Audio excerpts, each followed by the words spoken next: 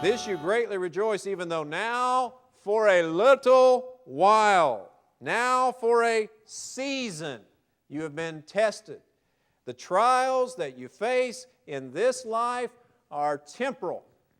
And there are times, especially when the initial onset of the trial comes upon you, that you have to remind yourself of that, lest you be overwhelmed.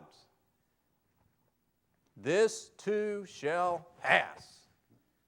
No matter what it is in this life, the trial you face in this life is passing. This too shall pass. It is not eternal. It is ordained of God. And believe it or not, it is for your good, Christian. It is for your good. It is a God-ordained trial. And right there, some people will stiffen up. Right there. People don't want to hear about that. Now, wait a second. I got some bad things going on in my life, and you're telling me God has ordained this test?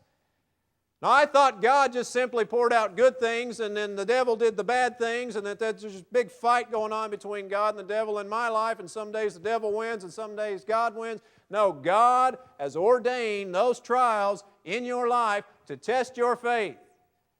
That's what He's telling us here. God has ordained those trials, and perhaps you're here this morning and you think, well, why should anything bad ever happen to me because I follow Christ? I thought when I came to Christ the trials were over.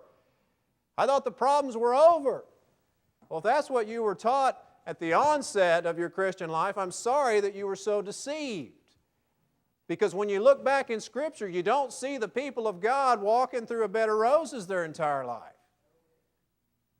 You do know what ended up happening to Jesus, right? You realize He was nailed to a tree, He was nailed to a cross. What about all of His followers?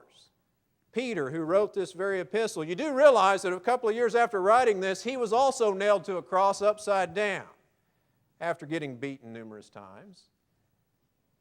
You do realize what happened to Paul, right? This dramatic conversion. He came to Christ, Damascus Road, blinded, just an incredible testimony that Paul had, and then the rest of his life was pretty smooth after that, wasn't it? No, he was persecuted constantly. He was beaten, he was shipwrecked, he was snake bit, you name it, it happened to him. Constant persecution and trials. What about Andrew, Peter's brother, one of the 12?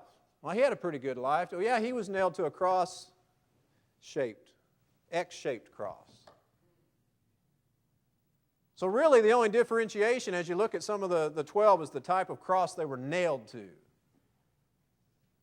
You realize trials are abundant. They come into our life and God ordains them for our good. Trials, though, are temporal.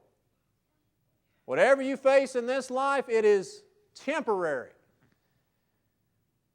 Why? Verse 7, so that the proof of your faith, he tells us, so that the proof of your faith, being more precious than gold, which is perishable, even though tested by fire, may be found to result praise and glory and honor.